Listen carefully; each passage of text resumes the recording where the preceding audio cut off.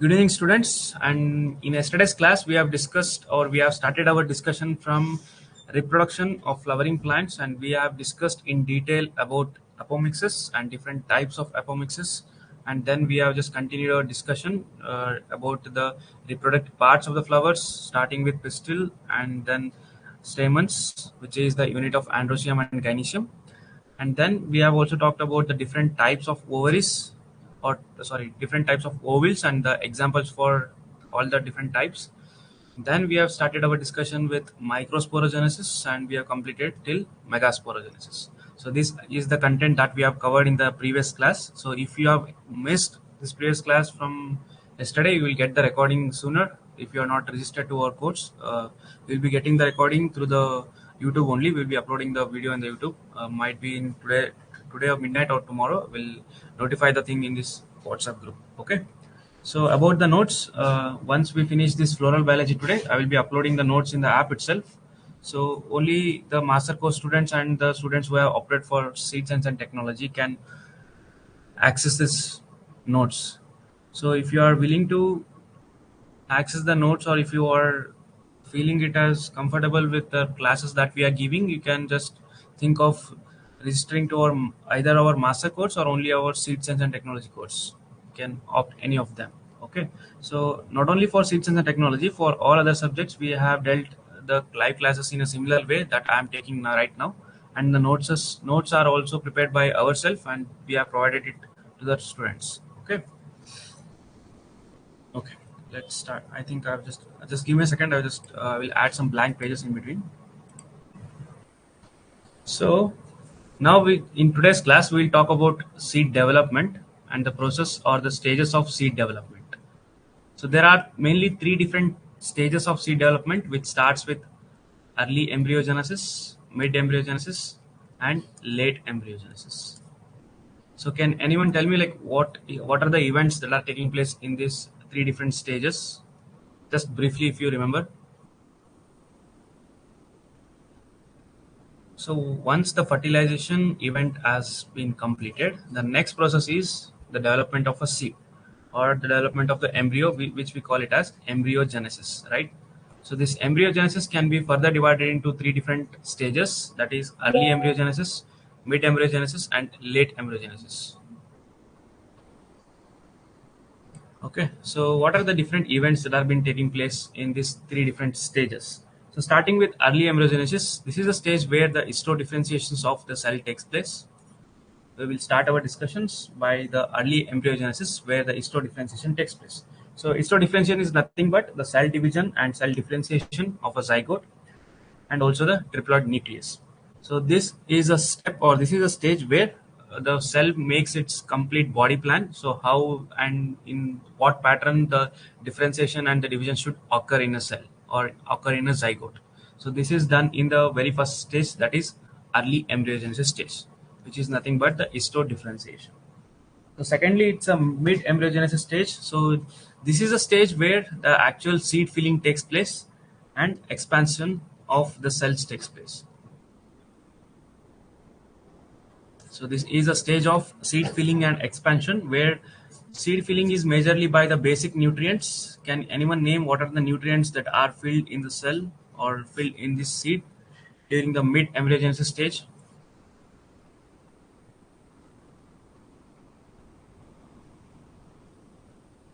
So we know that the basic nutrients are nothing but carbohydrates, proteins, and lipids. So all this synthesis and filling that will occur in the mid embryogenesis, or and also after the seed filling has been done, the expansion of the cells will occur in the same stage. So this is about mid embryogenesis stage. So whether the seed filling will occur de novo or whether it will derive its nutrition from maternal tissues. So the seed filling or the basic nutrients which I was talking about, whether there will be a de novo synthesis of all the nutrients or the maternal tissue will support the seed filling. So it is initially by the maternal tissues that will supply the seed or will supply the basic nutrients that are required for the development, right? So this is a stage of mid embryogenesis, where there will be no synthesis, there will be accumulation of the food reserves like carbohydrates, proteins, oils, and fats. So this is very critical stage, as it should receive the nutrition from the mother plant. And where are these nutrients are stored in the seed? So the accumulated basic nutrients, in which part of the seeds these will be stored?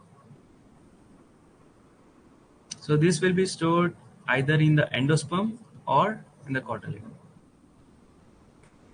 So these all events occur in case of mid-embryogenesis. So again, when we talk of monocots and dicots, the storage organs are different. So for example, in general, the monocots, what is the storage organ of the monocots? When we talk of monocots, generally the basic nutrients or the seed reserves are stored in which part of the seed? In case of monocots. So this is mainly in the endosperm. So in the monocots, it is the endosperm which acts as a storage organ. And when we talk of dicots, it's mainly the cotyledon. So what will be happening to this endosperm in case of dicot seeds?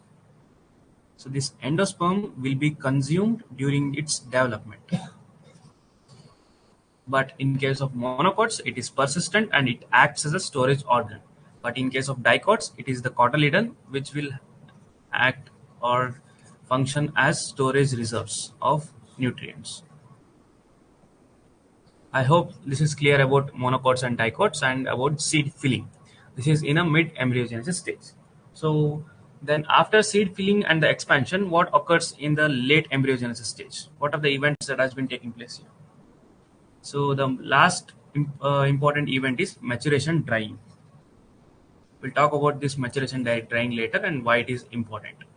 So these are the broadly classified stages of a seed development, starting with early embryogenesis, mid embryogenesis, and the late embryogenesis. So at the end of third phase, there will be accumulation of maximum dry weight. At the end of the third stage, you will get to see the accumulation of maximum dry weight. So when we talk of three different phases, starting with 1, 2, and 3, which are early embryogenesis, mid embryogenesis, and late embryogenesis, there is no distinct separation between these three different stages. The complete stages or the complete event is continuous throughout the development. Okay. So that means they usually overlap. The different events that are been occurring in the different stages will usually overlap. And the most of the seeds which are in the seed filling stage will contains all the basic nutrients that are required by that seed for the development, for the further development. So this is about the three different stages. So there is two important terms here. One is physiological maturity and harvest maturity. So can anyone tell me like what is the difference between physiological maturity and the harvest maturity?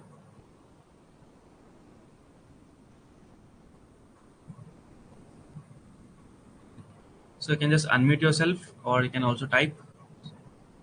I'm not expecting any standard definition. Whatever you have understood, you can tell me.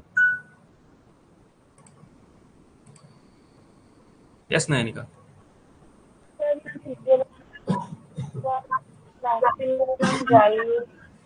Accumulation of dry weight occurs.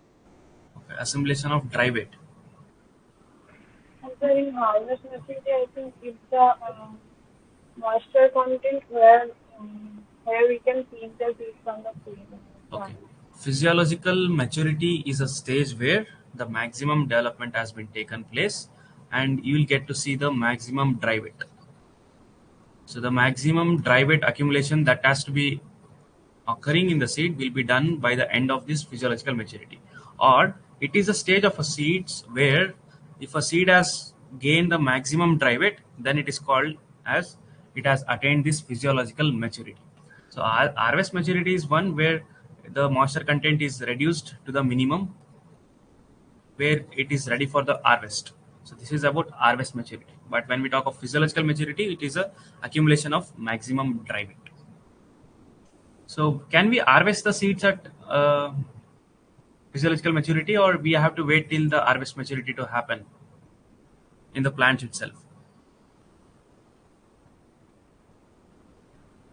or nothing but this is the natural process of drying of seeds. See, in the physiological maturity, you will get to see the moisture content that will be around 30 to 40%. But in case of harvest maturity, it will be 8 to 10% in a broader range.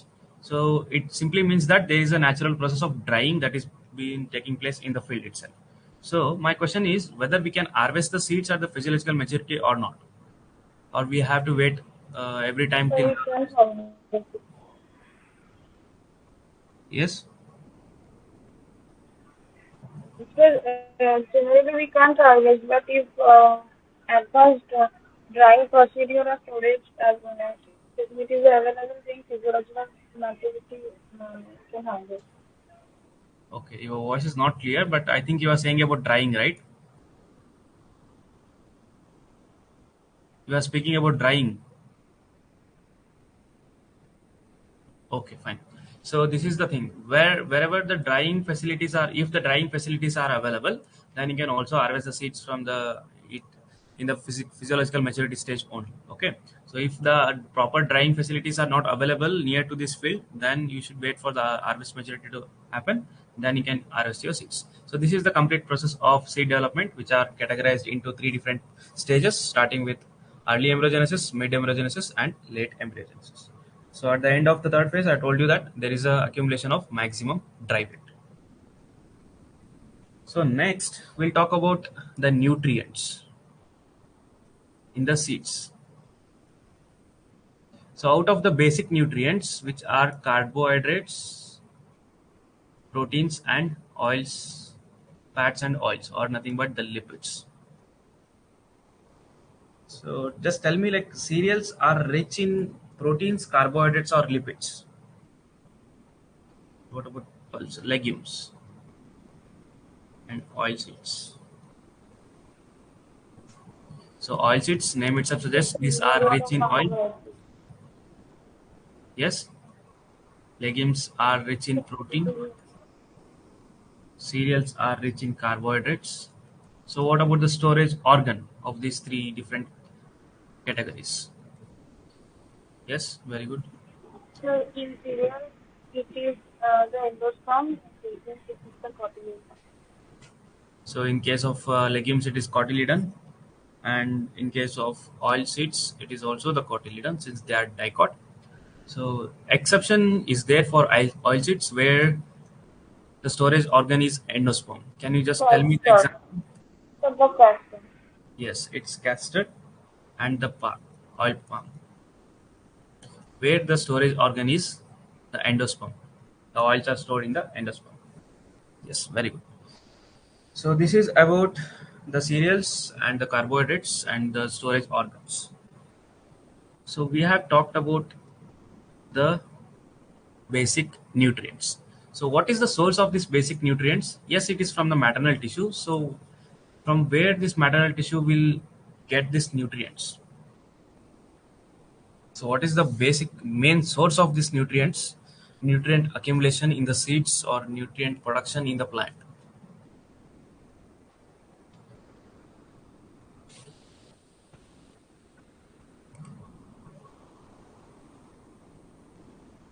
Yes, this is very simple question. You just need to think about it. So what is the source of the nutrients? So they are basic physical, so they are basic physiological procedure. Yeah. Okay, I'll just ask. Like the photosynthesis. Yes. So should I ask you the like high school or primary school definition, like how the green plants prepare their own food? How do they prepare their own food? So this is by That's the photosynthesis. photosynthesis. Yes. So the photosynthesis is a process where they will be getting this all these nutrients. It starts with the carbohydrates, where it is stored in the form of starch. Yes. So should I write the reaction? I will also mention the basic reaction of this photosynthesis, where it is this using this carbon dioxide and then giving us a glucose, which will be later converted into sucrose, and this sucrose will be transferred into the seeds, and in the seeds it will be stored as starch. So this is how the nutrients are being transported from parents to this developing embryo or the seed. So now that there comes a topic of source and sink.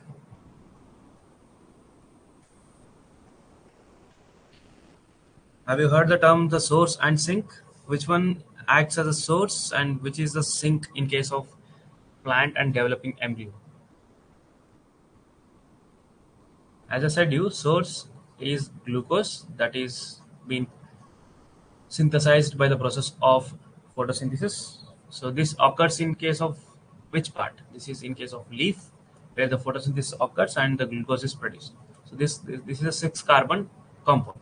So this glucose is again converted into sucrose, and the sucrose will be transported into the seeds where it will be converted into polysaccharides. So mainly it is starch, it is stored as a starch, and next there will be a formation or the synthesis of fatty acids and also the amino acid. So these fatty acids are stored in the oil bodies, and the amino acids, which are nothing but the protein aggregates, these are stored in the protein bodies. I hope this all these things are very simple and very easy to understand, right? So the starch is again has a two different types where it is amylose and the amylopectin. We'll just see the structure of this starch also later. Amylopectin. So all these polysaccharides, fatty acids, amino acids, where they are stored? They are stored in seeds. So now, what is the sink and what is the source? Can you differentiate between them, source and the sink? From a site of So production, we had the photosynthesis occurs and those are source and the sink is where the photosynthesis accumulates. yeah. So the photosynthesis product photosynthates will accumulate in the sink and it is produced from the source. So source itself is the leaves and the sink are nothing but seeds. I hope this is clear. Okay. So in the third stage of seed development, which is late embryogenesis, so there are two important mechanism or the process that are been taking place. So one is maturation drying and second one is desiccation tolerance. This might be, I don't know whether these are the new concepts to you or you already read in your UG program, but you can also expect the questions from this particular topics of seed development. Though they have not asked in the previous year paper, but you can expect these questions in the upcoming year. So make sure to understand and keep your knowledge at least in the elemental level where you at least know all the terms and their meanings and the basic mechanisms. So the late embryogenesis has a two important mechanisms. One is maturation drying and desiccation tolerance. So maturation drying is what?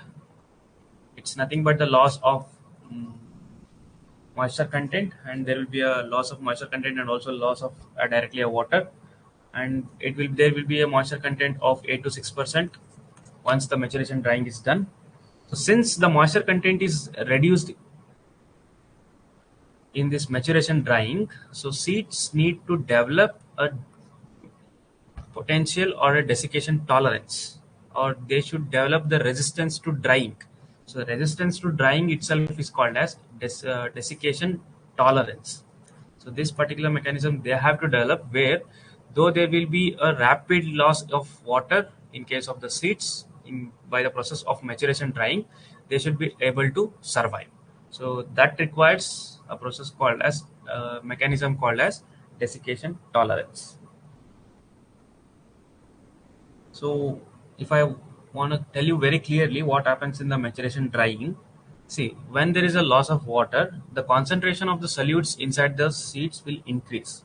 So due to the increase in the solutes inside the seed, there will be a denaturation of proteins and the enzyme activity will be reduced. So in order to just encounter this particular effect, there requires a mechanism called as desiccation tolerance. I hope this is clear. So this is nothing but an adaptive strategy that has been developed by the plants themselves to encounter this maturation time.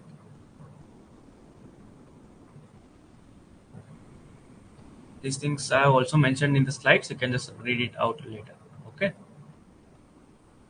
So then we'll talk about the physiological changes that will occur in a matured seed. once the seed has been matured and where the complete seed filling and expansion has been taken place, and also the maturation drying is done. So what are the physiological changes that you will get to observe?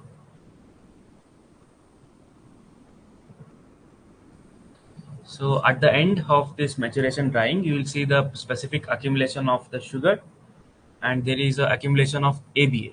So ABA accumulation is very, very important. I will just tell you the significance of this ABA later.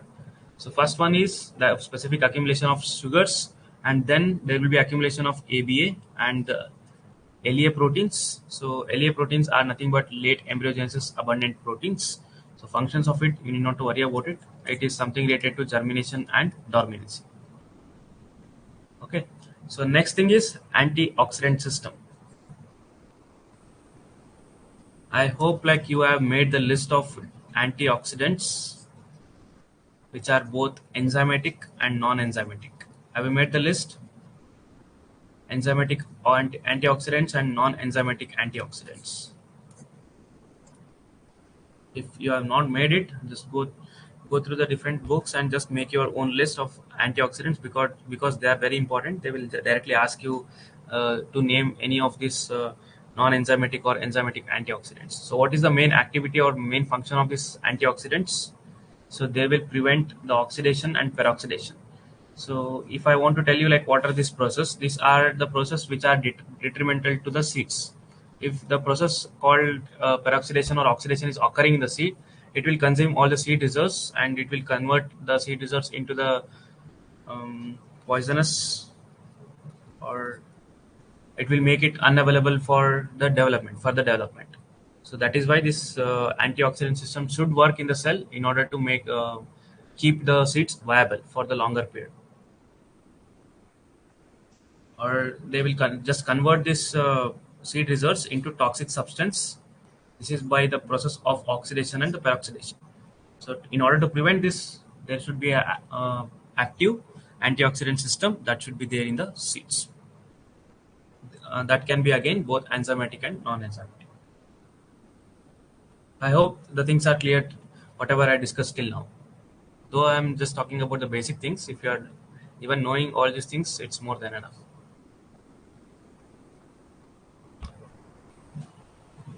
So we have discussed about the seed development from the point of physiology. So now we can just discuss the different parts that will be developed, or different organs that will be developed in the seeds during the maturation or development. So what are the different organs that will be developed? So one is embryo. There will be development of embryo, endosperm, and outside the endosperm there will be maternal tissues that will be developed and they will be converted into mature structure. So that is, we will just talk about angiosperm seed maturation, like seed formation and the maturation.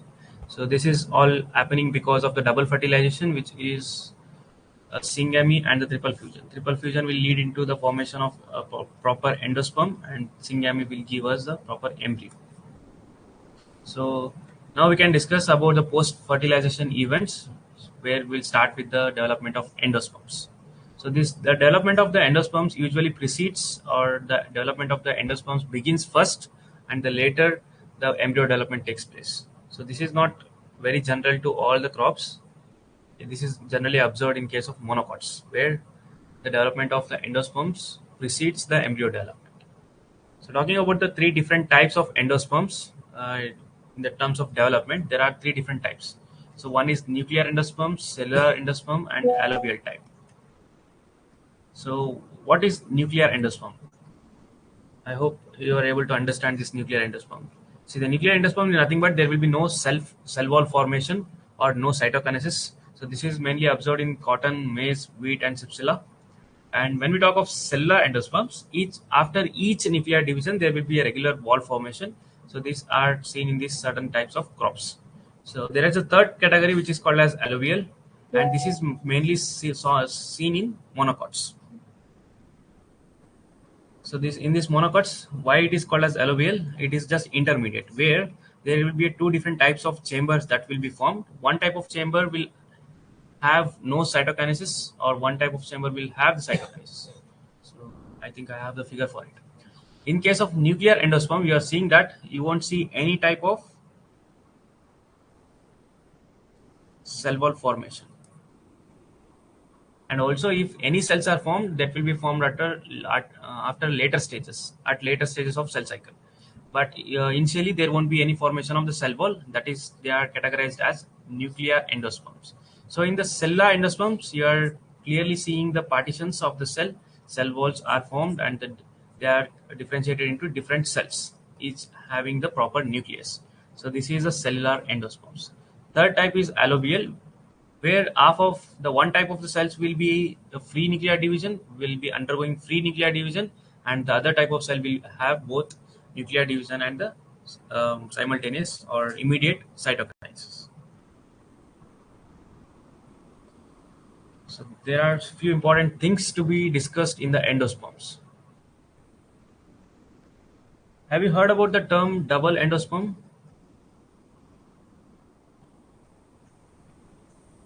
That is observed in case of specific crop, which is coconut. Double endosperm. Can you tell me what are the two different endosperms that you see in this double coconut?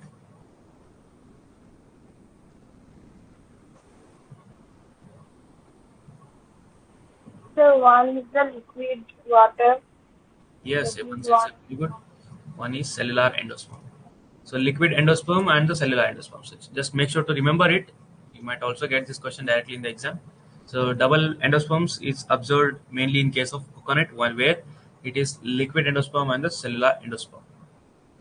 And we have a stony endosperm or stony or hard endosperm that is produced in betel nut or areca nut and date palm. So what is the stony endosperm? I think I have a figure for it.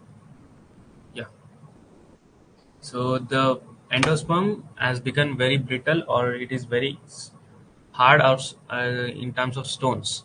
So that is why the name stony endosperm. This is particularly observed in case of betel nut and date palm.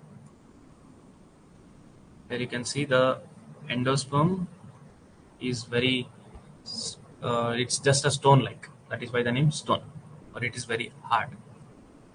I mentioned about Xenia effect here. So now we will discuss about two important terms which is related to the endosperm development and maternal tissue development.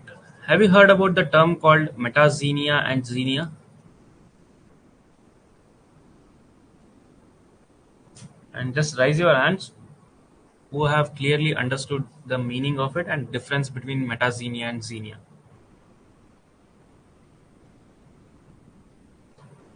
Yes, fast. If you have understood, yes.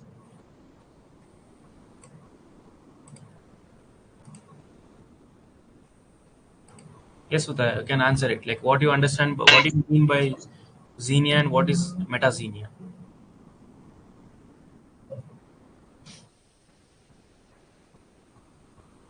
Yes, fast.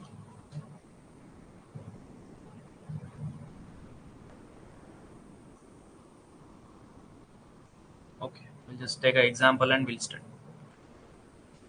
So, for example, in case of maize, so Xenia was for the first time. Yes, Nayanika. You can answer something?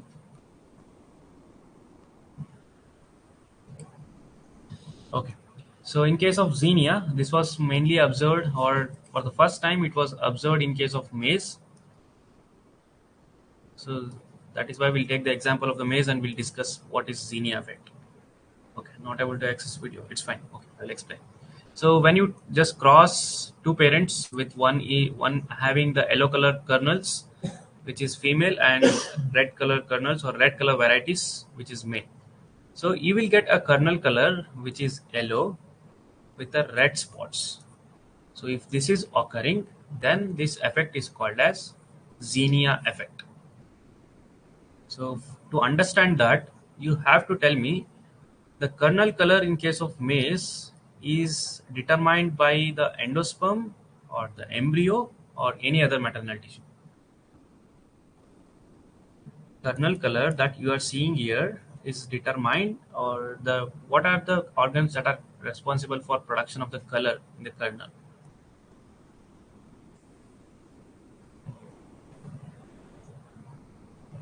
I hope like everyone got my question.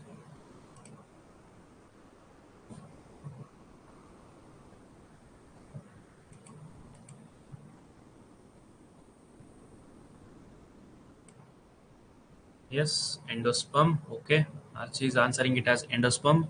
Shweta is saying endosperm. I'm expecting answers from everyone. If you know it, just give a try.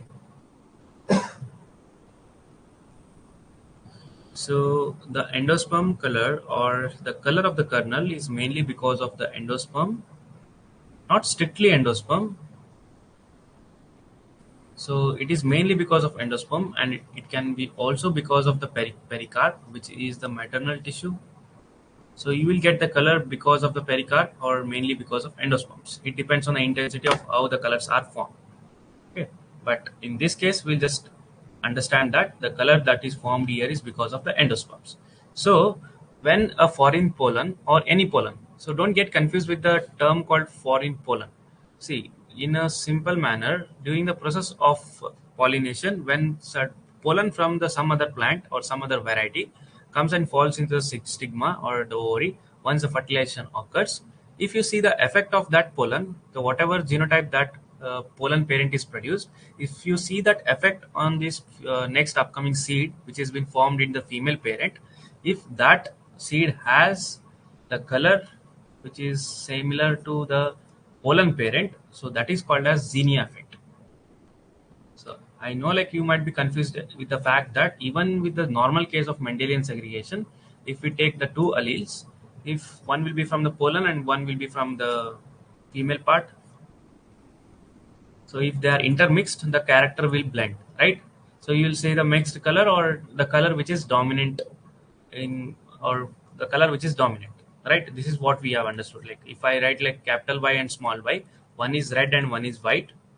So if this is the case, so if I cross between capital Y and small y, if it is female and it is male, so you will get the endosperm is capital Y and small y. So this should be yellow and it should be uniform, right? So the all the kernels that are formed here should be in yellow color and they should be uniform. Yes or no? So can we say this as a Xenia effect?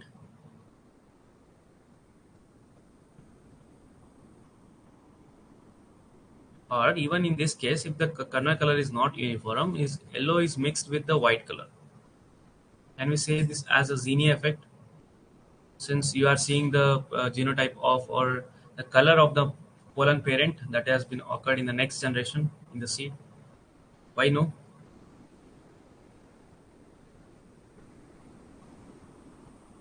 Okay, I don't want to confuse you much.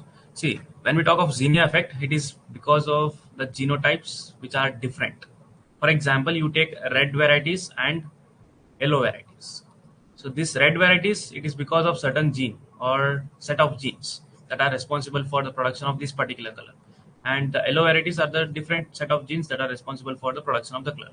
So this will have the dominant and recessive relationship in its own, and this particular variety will have the dominance and recessive relationship of its own, right? So when these two varieties will come and blend with each other, if you are seeing the effect of this pollen, whatever pollen parent you are taking, whether it might be red or it is yellow. So if you see that effect in the next generation, yeah, as you can see here, there are multiple colors that has been formed. This is called as Xenia effect.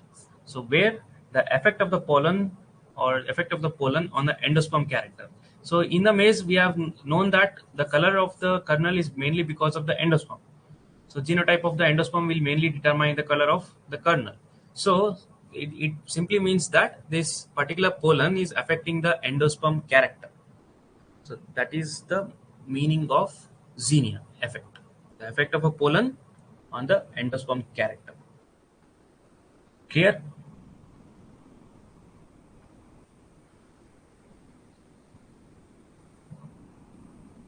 Just give me a confirmation if it is clear. Just type yes in the chat box if it is clear.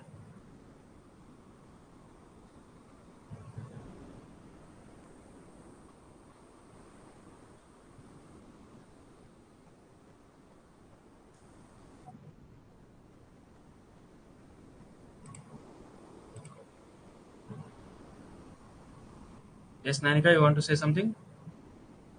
Yes, I have a question. Yes. So you were saying that the effect of foreign pollen or any pollen is known as genetic. Then sir, why it was discussed differently from the normal genetics? I didn't get your question. Can you please be a little bit clear? So like you told that effect of pollen on the on any trait development is known as gene effect. Yeah. Then sir, our normal species is also saying this. That sir, you have told this.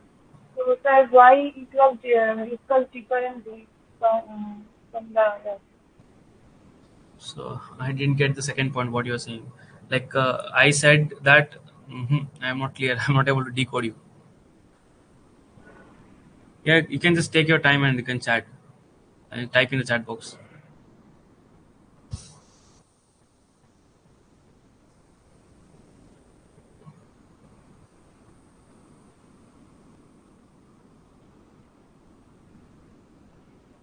Hello sir. Yeah. Sir, like sir, I want to say that the effect of any pollen will be seen in its progeny. Then, sir, like it is the normal method of genetics. Then, sir, why Xenia effect is discussed differently from that? Yeah, yeah. So this is particularly seen for color, where it is because of the all other traits which we see. It's a blend of two parents that we can take. But the Xenia is the one, since the endosperm in case of the maize is made up of, it should be uniform, right? See, whenever we see the varieties, it will be having single color. Either it will be yellow, red, or white. So or many other different colors that will depend on the variety. So in this particular case, so one case of getting the different kernel colors is because of what you call transposable elements. So this is a separate mechanisms that we have also observed in this particular case. And other effect, when there is persistently the effect of pollen or the pollen parent, the genotype of the parent, it's seen in the progeny of where it is pollinated. So this particular effect is very specific that it is not observed normally. So that is why they have termed it as a Xenia effect. That's it. Why it is, how it is different from the normal Mendelian traits I told you. So though there is a dominance and recessive relationship that will come into play, even in that case, the both the are expressed in this particular Xenia effect. But if it is normal dominance and recessive relationship, only one particular color should express and one should suppress. So for but this endosperm color, it is specific that both will be expressed. There will be spots of red in case of yellow kernels. So this special type of mechanisms, they have just named it as Xenia effect. So where the effect of pollen will be only on the endosperm. I don't know. I don't know like whether I was able to answer your question or not. If no, like I can also explain it Yes, again. sir. Yes, sir. Yeah. So even if you search, do the multiple readings, even from the research papers, the author books, you might get a different definition for this Xenia. So second definition, I have written it here. So is this right to say that effect of the pollen on the seed or the fruit except the embryo in the embryo sac? This is also called Xenia. So just not just by mentioning about the endosperm, if I say that Xenia is the effect of a pollen on the seed and the fruit except the embryo inside the embryo sac, is it right? So this is what it makes difference between Xenia and metazenia. Okay. So when we talk of Xenia, this is the effect within the embryo sac. Whenever we are talking about the Xenia, this is specific to the different parts of a embryo sac. What are the main parts of the embryo sac? It's embryo and the endosperm. Anyhow, endosperm and the embryo will not show any type of effect on this from this pollen. But the endosperm, since it is having the effect, so we can also mention it as effect of foreign pollen on directly on the endosperm or on the seed or if we just we can take the complete fruit also. So that is why, like, even in the question papers you will just see that different types of definitions that might trick you, but the basic understanding should be it is within the embryo sac, not outside the embryo sac. So what are the different parts that are present outside the embryo sac? If you remember, once they are matured, what are the different parts after maturation of the seed? So before maturation, we know that it's integments, nucellus, and also inside that nucellus we get two polar nuclei, antipodal synergids. But what after maturation? What are the parts outside the embryo But sac? the Yes, it is seed coat, and if it is fruit, and there comes the pericarp. So all this structure, if it has certain effects on the pollen, and these all are called as metazenia, not xenia. If it is xenia, it is specific to the embryo sac. It is specific to the parts within the embryo sac, or specifically endosperm. That is what xenia means. So it was first observed in case of maize, and it was in 1881, and it was termed, or it was described and termed by Wilhelm Oakes, Wilhelm Obers Focky. Okay, just remember the name. And it was in 1881. It was first time observed in the maize for the endosperm color. So this is applicable where there is a difference in the genotype between the female and the male. So this is the example, yellow dominant versus, like, yellow varieties versus red varieties. So when we talk of metazenia, it is again the effect of the foreign pollen, but not on the parts inside the embryo sac. It is on the somatic or the maternal tissue. Can I say that seed coat and pericarp are the maternal tissue? Yes or no? Seed coat, yes, sir. pericarp are derived from the maternal tissues, right? So don't get confused. If you don't just search for the keywords of pericarp and seed coat in case of metazenia, so they might also give the keywords as somatic or maternal tissues instead of pericarp or seed coat. So you should have the basic understanding that metazenia is the effect outside the embryo sac. Whatever the parts that we cover outside the embryo sac, everything is comes under the metazenia. But if it is within the embryo sac, it is the xenia effect. So again, with seed coat, they might also give you the keyword as testa instead of seed coat, pericarp, or somatic tissue. They can directly ask you in case of testa, the effect of foreign pollen in case of testa, what it is called, or fruit wall. Instead of pericarp, they can give you the fruit wall. So make sure to understand this. Okay. So the example is date palm, and it was the given by Swingle in case of 1928. It was much later that was discovered after xenia effect was done. And in the date palm, so it was for the endosperm color in case of xenia, but in the date palm, it is seen in the size of fruits and the maturity time, where the pollen will have the effect on the size and the maturity time, or the size of fruits and maturity time depends on the pollen. This is for the first time it was observed in date palm. So I'll tell you the difference what actually happens here.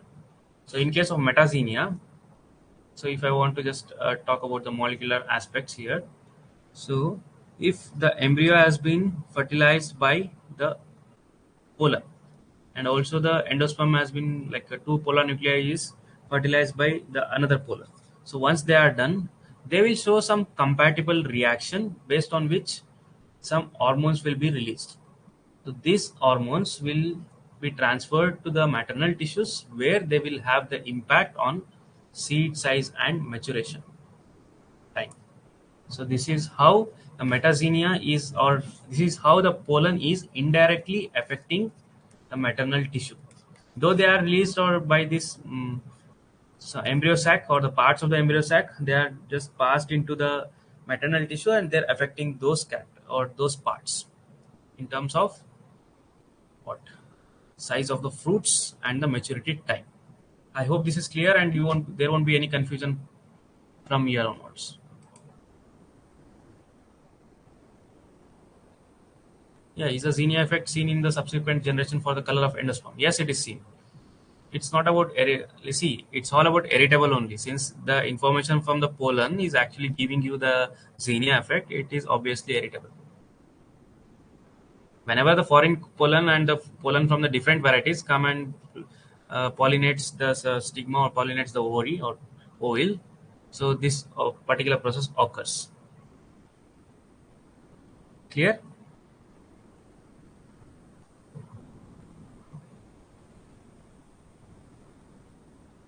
Okay, fine. So we have been discussing about the endosperms and different types and also other variants of the endosperms. So there are three different terms again here. So one is ruminate endosperms. I don't know whether you have heard about this term or not, but make sure to remember this. Ruminate is nothing but an endosperm which is having the surface irregularity and unevenness. So this is specifically seen in certain crops. You need not to worry about these crops, but at least remember the meaning of it. Okay, next one is mosaic endosperm. So mosaic endosperms is something that will actually look like this figure only. Mosaic. There will be mixture of different colors. So that is called as mosaic endosperms. So see, in case of maize, we are seeing the endosperm character in terms of color. It is not. It will be not same for all other crops, right? So whatever the effect that is creating on the endosperms, that might not be visible to us. Doesn't mean that it is not creating any effect. Just remember that why you have taken the maize as an example, because here the changes in the endosperm is directly seen in the color, since it is directly affecting the color of the kernel. Okay, so this is again a maize where the endosperm with the sugary and starchy parts, since the concentration or the composition of the these nutrients differs, there will be a difference in the synthesis of the color compounds. So this that is why you will get to see the different patches of yellow and white. So this is observed in case of maize. So whenever in the maize, if you observe the mosaic symptoms or the color patches of two different colors, it is mainly called as mosaic endosperm. And normally we know that endosperm is diploid, but in Ornanthera we also see the diploid endosperm. Just remember these examples. Okay. So next we can start our discussion with the embryo development. Till now we have discussed about the endosperm development. Now we can discuss about the embryo development. So for the embryogenesis study or the embryo study, the Arabidopsis is the model which is used for the study. Okay, so the Arabidopsis for the model for studying the embryo development. So most of the things that we have been knowing today, it is because of from the this particular crop or this particular plant. So what is embryogeny then? Embryogeny is nothing but the for process from zygote to formation of the embryo is defined as embryogeny. So in this embryogeny, where the normal embryo is formed, we have one variant here, variant to the normal embryo formation. The variant is nothing but polyembryony. So what is polyembryony? Polyembryony is presence of more than one embryo sac per nucellus. Within the nucellus, there will be more than one embryo sac. So that is called as polyembryony. So the first case of polyembryony was observed by Leeuwenhoek in case of orange, and this was in 1790. Okay, just remember this particular scientist and what his contribution. Leeuwenhoek described or identified this polyembryony for the first time in the orange in 1790. And the other examples where the polyembryony is persistent is case of citrus, poa alfina, and opuntia. So now I will just talk about this polyembryony in bit detail since it is important later. So now we'll just continue our discussion about the embryo development. So broadly, if we talk about again the seed development, it is from the fertilization where the embryogenesis takes place. So the embryogenesis, there will be formation of the embryo proper, where the embryonic axis will be formed, which consists of mainly radical, plumule, and cotyledons. And then there will be the endosperms. So the process of endosperm and the embryo development, I told you like in monocots, it generally precedes, but in case of dicots, it is simultaneous or it is much later. Okay, so after the endosperm is developed, we'll get a matured seed, which is ready for the germination or the next cycle. So we have two important categories. One is monocot and the dicot. So is there any difference between the development of embryo in case of dicot and monocot? If you remember,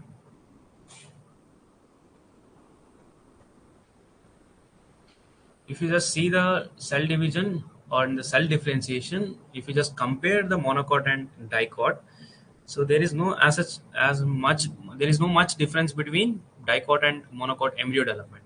So the main difference is after the globular stage.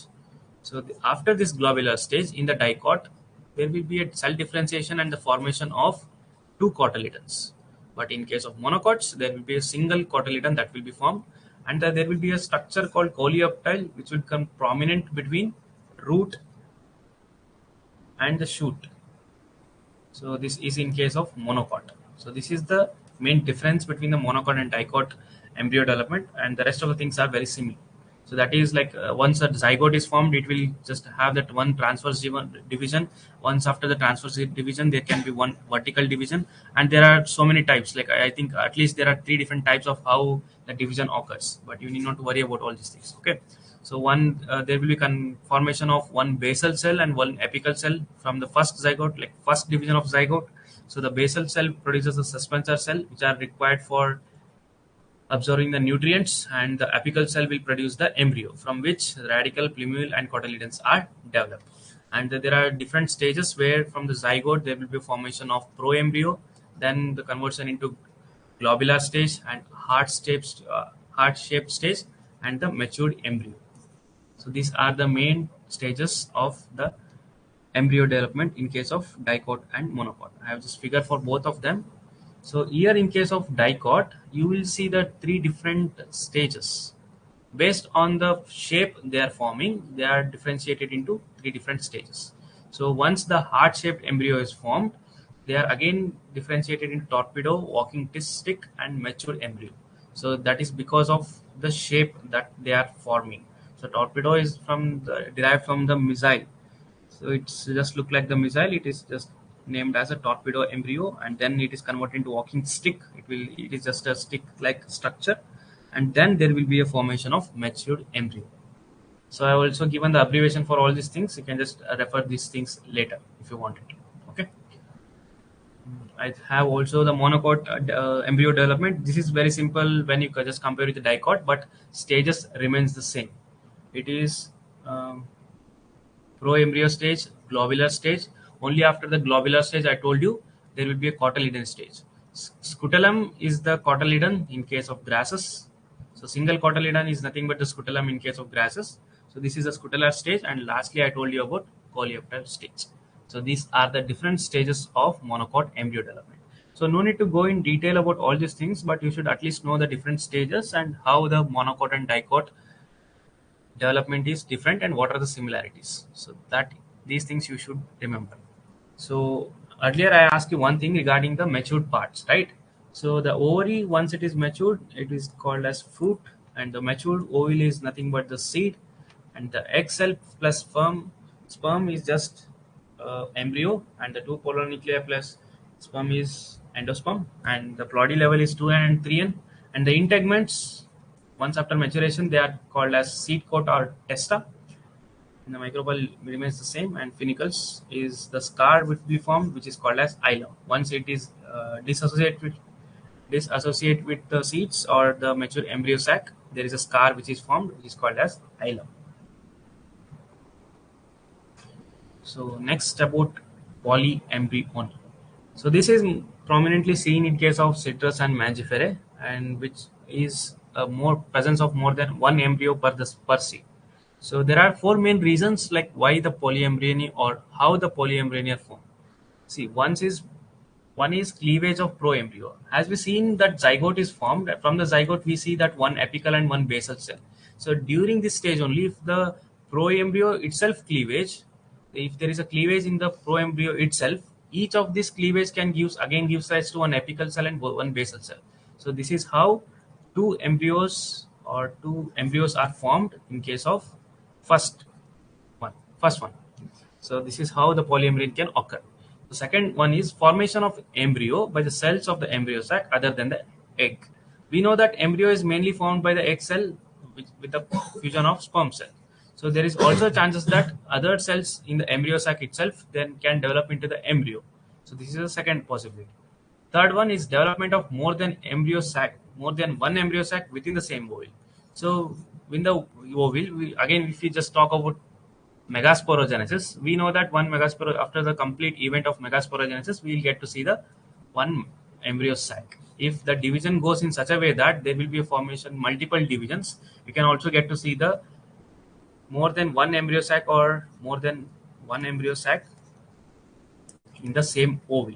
So this is again the lead to the consequence, or this has a consequence of developing into more than one embryo. If more than one embryo sac is formed, if the fertilization occurs of in the both the embryo sac, then again you'll get to see the more than one embryo or two embryo. And lastly, activation of some sporophytic cells of the oval. So within the oval, some other sporophytic cells can also activate, that can again undergo the cell division and form the embryo directly into the embryo, as we have seen in case of apomixis. So these are the probable reasons of polyembryony in case of citrus, which is seen prominently in the citrus and mangifera. So again, there has been classification of the polyembryony, which is spontaneous and induced. The polyembryony can also be induced, and there is also a spontaneous mechanism that is occurring. So the spontaneous one is again divided into two different types. One is true polyembryony and false polyembryony. So the true polyembryony, what do you mean by true polyembryony? If two or more embryo is arising from the same embryo sac or from the zygote, so that is called as true polyembryony. But if the development of the embryo is from more than one embryo sac in the same oval, then it is called as false embryo. So if in the exam they ask you like how this polyembryony can be induced, here I just classify it as induced. So by using what type of chemicals? It is mainly by 2,4-D or NA. The concentration is 0.1%. Okay, make sure to remember these things. Can anyone just tell me what is the practical value of this polyembryo? How it is useful to us? Is there any specific commercial use of this polyembryony if you can think of?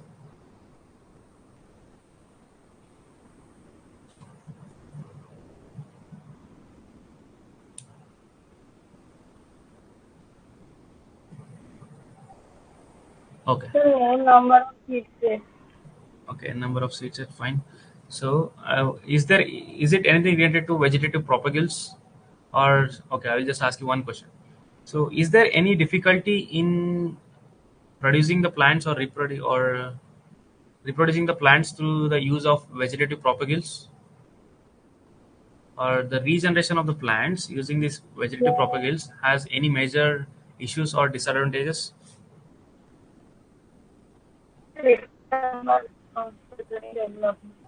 Yes, yes, Nayanika, I'm not able to hear you. What did you say?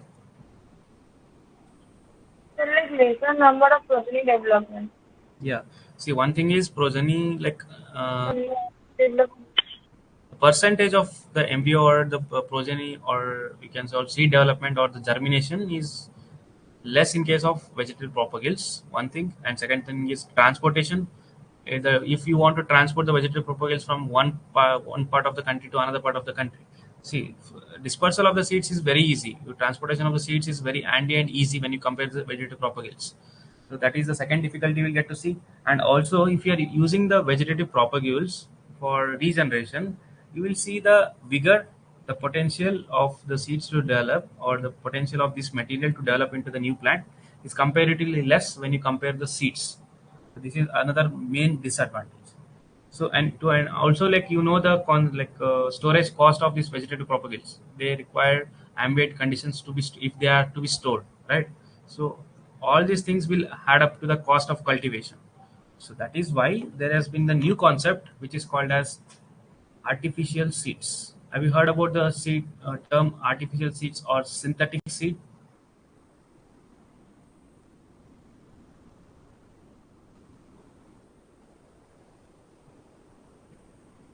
No, like no one has heard about this term, artificial seeds or synthetic seed. Yeah, only one person is answering. What about rest? You have not heard about this term. So the basic principle remains the same.